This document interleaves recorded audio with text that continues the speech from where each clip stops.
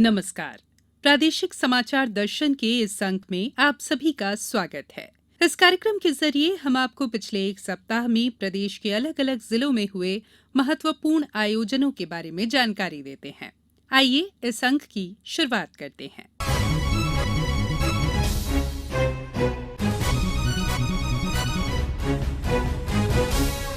मुख्यमंत्री शिवराज सिंह चौहान की मंशा के अनुसार सभी ग्राम पंचायत के प्रत्येक ग्राम में ग्राम गौरव दिवस मनाए जाने के निर्देश दिए गए हैं। गौरव दिवस के आयोजन के लिए आयुष मंत्री रामकिशोर नानो कावरे ने बालाघाट जिले के ग्राम बघौली में सभी विभाग के अधिकारियों की बैठक ली। अधिक जानकारी दे रहे हैं हमारे संवाददाता। बैठक में आयुष मंत्री श्री कावरे ने कहा कि ग्राम गौरव दिवस मनाने का उद्देश्य प्रत्येक ग्राम को एक सकारात्मक एक अलग पहचान देना है और सकारात्मक भाव पैदा करते हुए ग्राम के विकास और कल्याण के लिए सामूहिक प्रयास करना है। उन्होंने कहा कि कोई भी कार्य प्रशासन के साथ समाज को जुड़कर करना होगा, तभी विकास संभव है। जब तक हम जागरूक हुए और प्रशासन के साथ मिलकर चले तो कोरोना जैसी घातक बीमारी से लड़ने में हमें सफलता मिली है। हमने अपने आप को जागरूक किया है और कोविड के दोनों डोज लगवाए तो आज हमें कोरोना की तीसरी लहर छूकर निकल गई और पता भी नहीं चला। मंत्री श्री कावरे ने कहा कि कृषि के क्षेत्र में हमें ग्राम के किसानों को खेती करने के नए नए तरीके सिखाने होंगे, जिससे खेती लाभ का धंधा बन सके। ग्राम पंचायत में संचालित योजना का आजीविका मिशन से जुड़ी दीदियों को लाभ दिलाने के लिए प्रयास करें। ग्राम में पशुपालन को भी लाभ का धंधा कैसे बनाया जाए, इसकी ग्रामीणों को जानकारी दी जाए।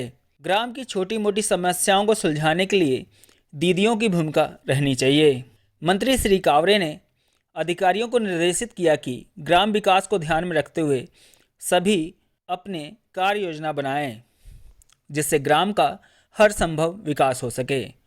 उन्होंने कहा कि सभी अधिकारी हर सप्ताह ग्राम में आकर देखरेख करें और आप स्वयं को ही ग्राम के एक ग्रामीण को अपना साथी बनाना होगा।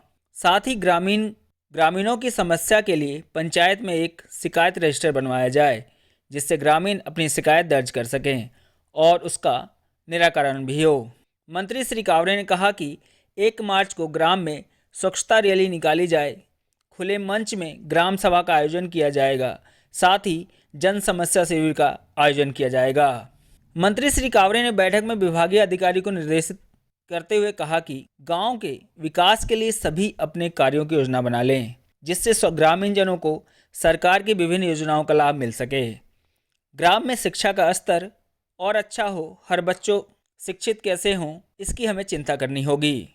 अधिकारी स्वयं गांव का सर्वे कर गांव के शिक्षित व्यक्तियों को प्रेरित करें कि वो गांव की प्राथमिक शाला माध्यमिक शाला में पहुंचकर निःशुल्क बच्चों को शिक्षा देने के लिए आगे आएँ। स्वच्छता के लिए ग्राम में साफ सफाई हो, जिससे हमारा ग्राम स्वच्छ, सुंदर और स्वस्थ रहे, और ग्राम के हर घर के परिवारों का सर्वे करें कि कोई बीमार ना हो, ग्राम में कोई भी ना पात्र छूटे, सभी लोगों के आयुष्मान कार्ड बनवाए जाएं। प्रादेशिक समाचार दर्शन के लिए बालाघाट से श्रीनिवास चौधरी। अब रुख करेंगे आगरमालवा जिले का, जहां ब्लड बैंक खोलने के लिए केंद्रीय एजेंसी से अनुमति मिल गई है। अब जल्द ही जिले में ब्लड बैंक शुरू हो जाएगा। इस बारे में अधिक जानकारी दे रहे हैं हमारे आगरमालवा संवाददाता। आगरमालवा जिले में ब्लड बैंक शुरू करने की मांग को लेकर विगत कई वर्षों से शहरवासियों तथा विभिन्न रक्तदान समितियों व सामाजिक संस्थाओं द्वारा मांग की जा रही थी। इसके लिए ज्ञापन तथा रैलियों आदि गतिविधियों के माध्यम से भी शासन का ध्यान आकर्षित कराया गया था। प्रशासन द्वारा भी ब्लड बैंक खोलने के लिए कार्रवाई की गई थी, परंतु केंद्रीय एजेंसी से अनुमति नहीं मिलने के कारण ब्लड बैंक आरंभ नहीं हो पा रही थी।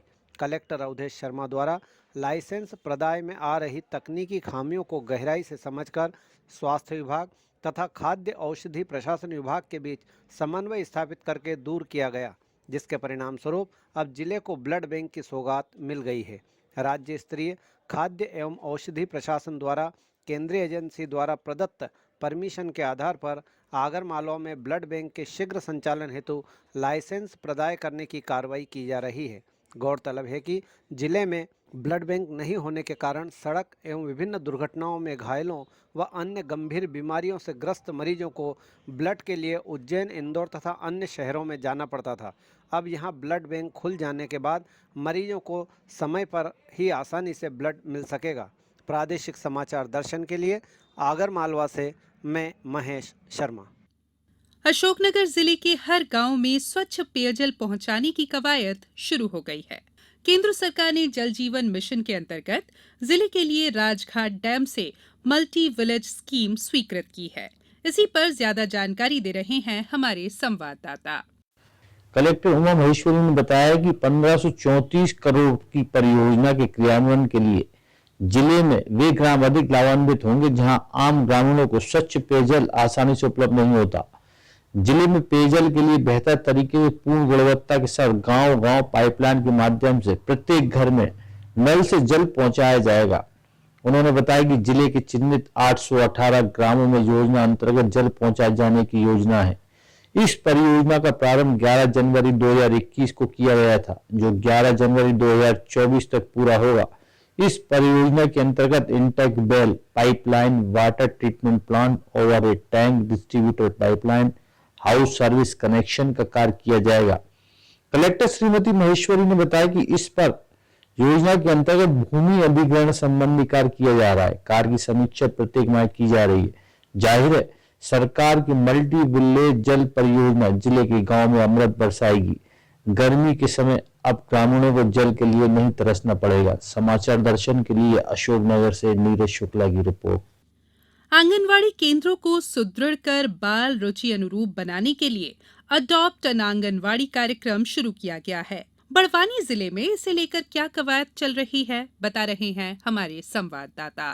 कार्यक्रम के तहत जिले के आंगनवाड़ियों को जनप्रतिनिधि, अधिकारी, कर्मचारी, एनजीओ तथा आम व्यक्ति गोद ले सकता है। गोद लेने वाला व्यक्ति इन आंगनवाड़ी केंद्रों में अधोसंरचना, स्वास्थ्य एवं पोषण संबंधी सुविधा के साथ बच्चों की व्यक्तिगत सुविधा भी उपलब्ध करा सकता है। पश्चिमी निमाड़ के बड़वानी जिले में कुल 1784 आंगनवाड़ी केंद्र होकर एडॉप्ट एन आंगनवाड़ी कार्यक्रम के तहत 1556 आंगनवाड़ी केंद्रों का पंजीयन किया गया है। जिले में अभी तक 796 लोगों द्वारा आंगनवाड़ी केंद्रों को गोद लेने की सहमति प्रदान की गई है। एडॉप्ट एन आंगनवाड़ी कार्यक्रम के तहत आंगनवाड़ी को गोद लेने से जहां एक और संसाधनों की आपूर्ति हो सकेगी, वहीं दूसरी ओर बच्चों को एक अच्छा वातावरण प्राप्त होने के साथ ही समाज का जुड़ाव भी बढ़ेगा। इस संबंध में अपर कलेक्टर रेखा राठौर ने बताया कि माननीय मुख्यमंत्री महोदय द्वारा जो आंगनवाड़ियों को गोद लेने की एक पहल शुरू की है, उसी के तहत हमारे बड़वानी ज़िले में भी हम पूरा प्रशासन और माननीय जनप्रतिनिधिगण, मंत्री जी, सांसद जी और जो सामान्य नागरिक है वो सभी इसमें आंगनवाड़ी गोद लेने के लिए काफ़ी उत्सुक है और आगे आए हैं।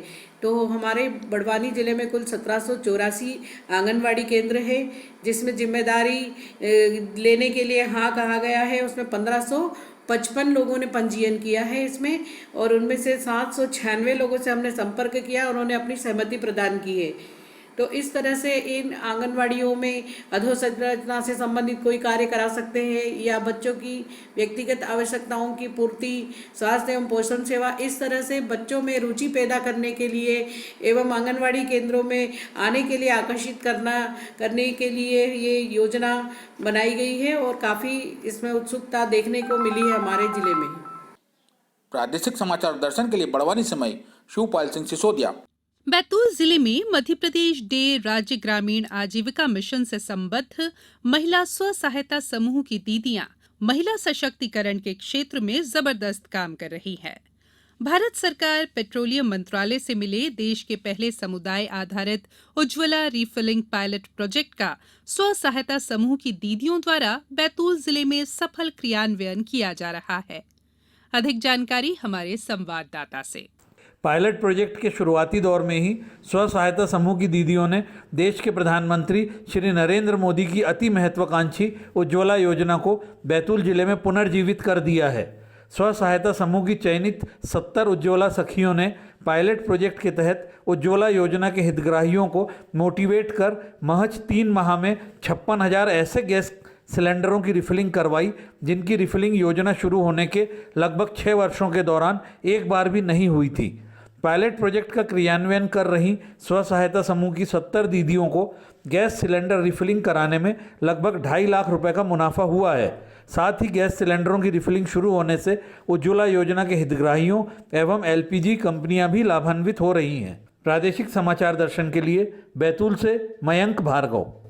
इस पायलट प्रोजेक्ट को लेकर बैतूल जिले के कलेक्टर अमनवीर सिंह बैस का क्या कहना है, आपको सुनवाते हैं। बैतूल ज़िले में उज्ज्वला योजना के कुल लगभग 1,68,000 हितग्राही हैं, जिनमें से पूर्व में लगभग केवल 50,000 हितग्राहियों के द्वारा ही उज्ज्वला सिलेंडर्स को एक बार प्राप्त करके उनकी रीफिलिंग का कार्य कराया जा रहा था।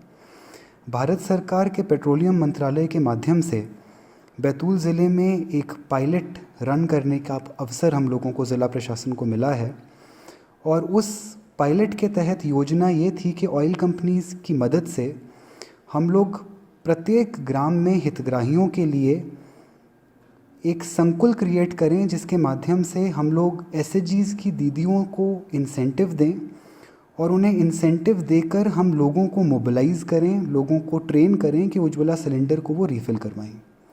इसके तहत हम लोगों ने कुल 70 ऐसी उज्ज्वला सखियां हैं जिनको ट्रेन किया और इन 70 उज्ज्वला दीदियों के द्वारा गांव-गांव जाकर लोगों को गैस सिलेंडर्स को रीफ़िल कराने के लिए मोटिवेट किया गया, जिसका नतीजा ये हुआ कि लगभग 3 माह में 56,241 नए हितग्राहियों के द्वारा उज्ज्वला सिलेंडर्स को रीफ़िल कराया गया और इस प्रोसेस में उज्ज्वला सखियों को लगभग 2.5 लाख रुपए के आसपास की आमदनी भी हुई।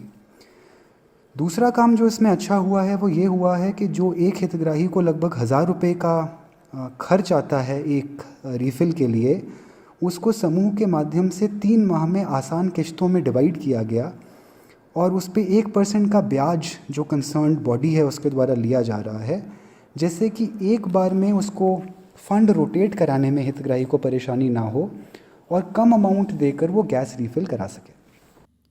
भिंड जिले में बोर्ड परीक्षा में नकल रोकने शिक्षा विभाग ने बड़ी तैयारी की है। यहां 17 फरवरी से शुरू हुई बोर्ड परीक्षा में हाई स्कूल के लिए 60, 12वीं के लिए 57 केंद्र बनाए गए।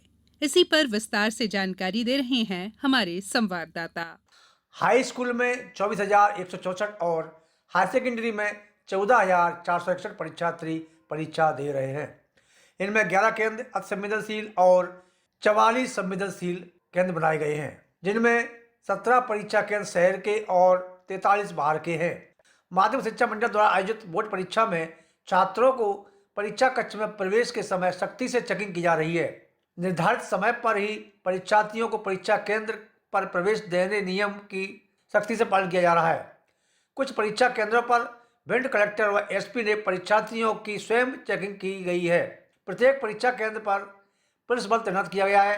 कुछ परीक्षा केंद्रों पर ड्रोन कैमरे से नजर रखी जा रही है। नकल कराने की कोशिश करने वाले उपद्रवियों को रोकने के लिए धारा 144 लगाई गई है। परीक्षा शुरू होने से पहले जिले भर के सभी परीक्षा केंद्रों पर सख्ती से चेकिंग की गई। इस दौरान हर एक परीक्षार्थी के जूता जुराबे भी उतरवा कर नकल की तलाशी ली गई। परीक्षा में किसी भी प्रकार की डिवाइस या मोबाइल जैसे उपकरणों को प्रतिबंधित किया गया है। यहाँ ड्यूटी देने वाले परीक्षक के भी मोबाइल केंद्राध्यक्ष के रूप में जमा कराए गए हैं। भिंड जिले में परीक्षाओं में नकल रोकने की सख्त कार्रवाई का असर भी देखने को मिल रहा है। हाई स्कूल के पहले पेपर में 1993 छात्र परीक्षा में अनुपस्थित रहे और एक परीक्षार्थी नकल करते हुए पकड़ा गया। प्रादेशिक समाचार दर्शन के लिए भिंड से अनिल शर्मा। प्रादेशिक समाचार दर्शन के इस अंक में फिलहाल इतना ही। अगले सप्ताह फिर मुलाकात होगी, तब तक के लिए नमस्कार।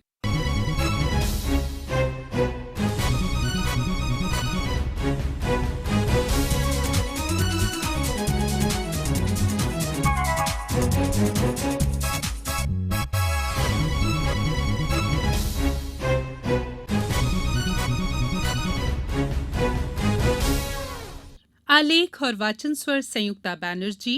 प्रस्तुति प्रादेशिक समाचार एकांश भोपाल।